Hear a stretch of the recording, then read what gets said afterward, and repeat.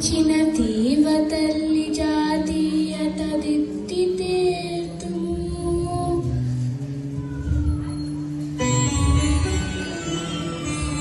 తదీయ కరములలోన స్వేచ్ఛమై ఊయలలూగుచున్ మురియుచుందము